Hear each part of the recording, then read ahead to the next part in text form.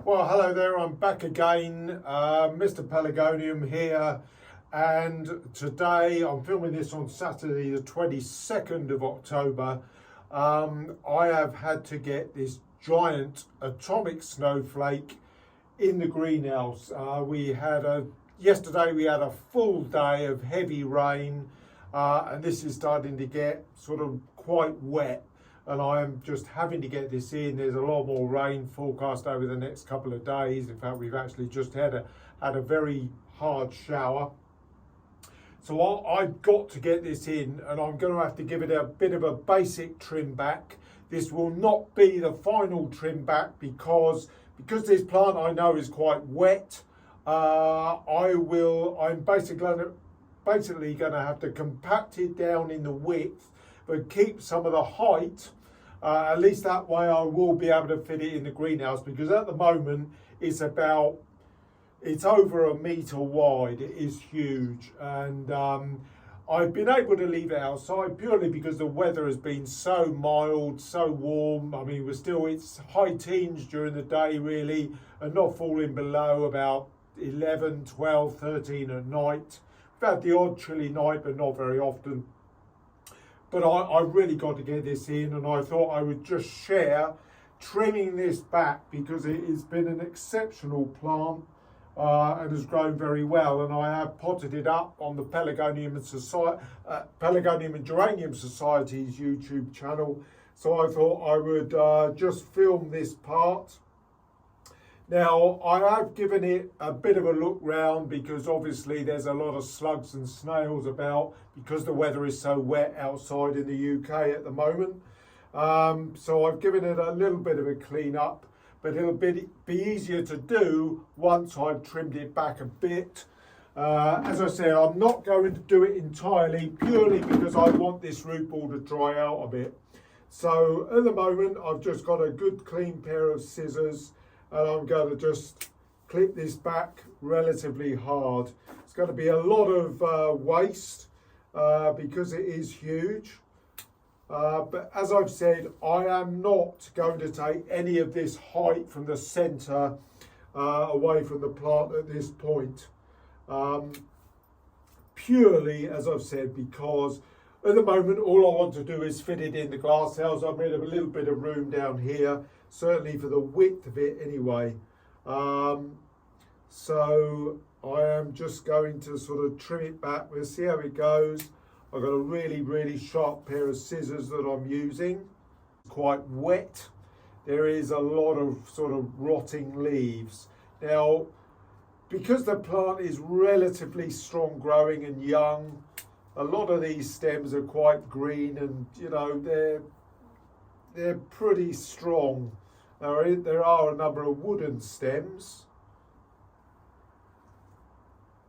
which are sort of, you know, they're pretty strong stems. Bit of rotting leaf, as I've said, on a good number of them. So it's just a question of looking out for where I'm going to cut back.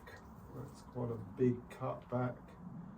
I'll do that one at the same time as it's connected to a really long time. And I'm doing this actually quite late in the day, so I will probably end up doing some of this tomorrow anyway. At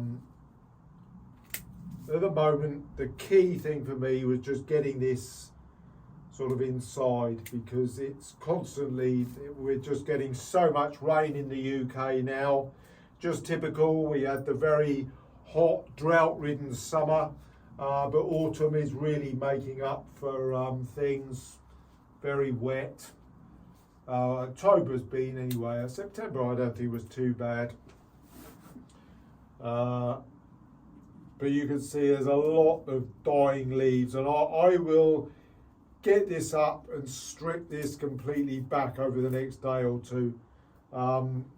But I think the plant will pull through. I don't think there's going to be too many problems in drying this out. Primarily, as I've said, because of the fact that it's still relatively warm. The plant is still growing. I mean, that is clear. I'll just nip that leaf. Let's go down. You can go down quite hard.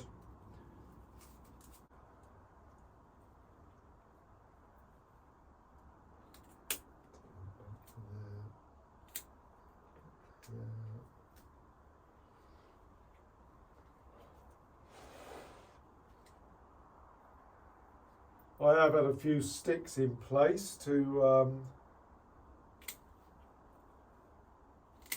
sort of keep it upright to a certain extent. Cut off.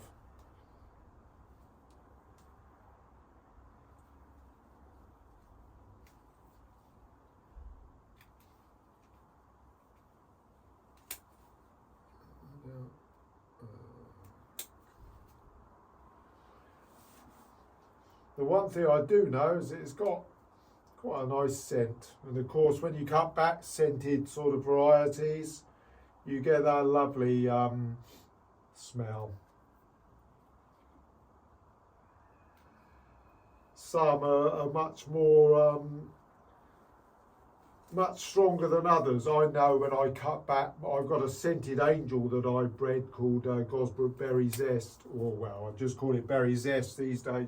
When I cut that back, it absolutely stinks the glasshouse out. It's such a strong citrus scent. But this is not bad. It's, I don't know what, it's another one that is a very sweet, almost sort of slight citrus hint to it. Sweet, mild lemon, I would probably say.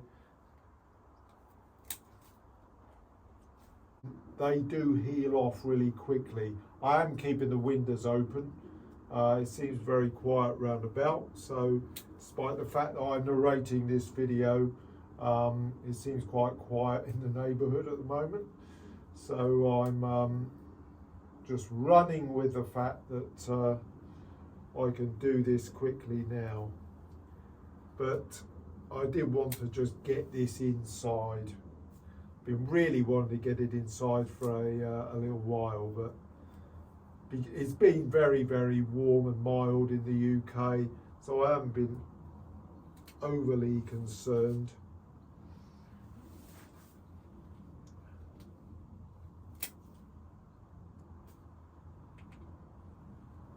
As you can see, there's lots of dead leaves.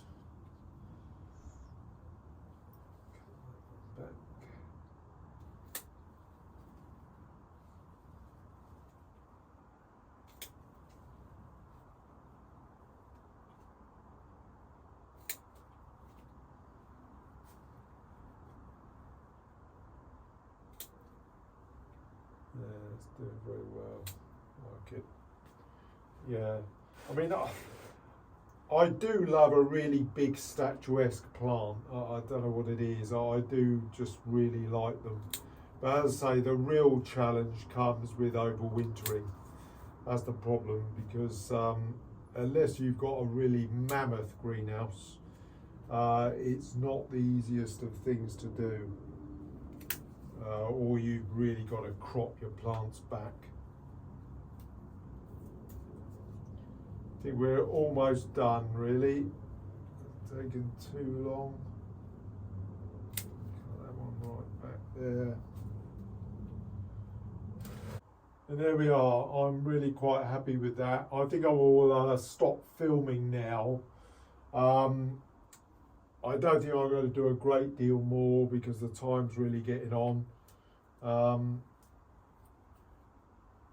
I will maybe take just a few of these dead leaves off, but I will come back in a day or two when I've completely cleaned this up. I will get an idea of exactly how wet this compost is before I completely crop it down a bit more. But there we are. I've got it down now to probably about 50 millimeters, 50 centimeters across as opposed to a meter. I filled my bucket up, it's totally overflowing.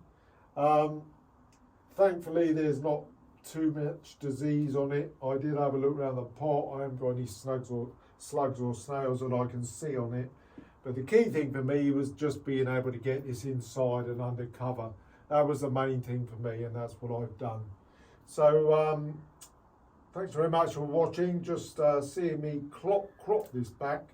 There are other videos when I originally potted this up on the Pelargonium and Geranium Society website. I'll perhaps put a link to that video. And You can see me potted it up. I think I did do a video as well of it going right up into this pot, or is that the one I'm getting muddled up with? That's probably, I think, the one I'm getting muddled up with. I did show that going up into this pot originally. So that's the video that I'm talking about, actually, thinking aloud. But there we are for now. I've at least been able to get this now into the greenhouse, which is what I wanted to do. So thanks very much for watching, and I'll see you again. Okay, so here we are. I've just completed a couple of days after the first video. I've completely stripping this back now, getting rid of all the dead and dying leaves. It's done very well. I've cleaned it down, trimmed it. I've kept a bit of leaf on there. I don't want to cut it back so hard that you know, I really could sacrifice the plant, because there's no doubt this compost is quite damp, and I've got to be a little bit careful. But there's a good amount of good growth coming on it. I have had to give it a little bit of spray. There was just a little bit of green fly on it, not a lot, but green fly has been a problem for me this autumn. It's been so mild. A lot of the pests are still sort of hanging around. But that's looking really clean now, and I'm very happy with the way that that's looking. And that's just ready to go through the winter. That will not get any kind of watering now for probably at least a month. I want that to thoroughly dry out. So there we are. That's a job done for Atomic Snowflake. And I'm very pleased with it. It's had a really good summer. It's grown very strongly. And it's a beautiful plant.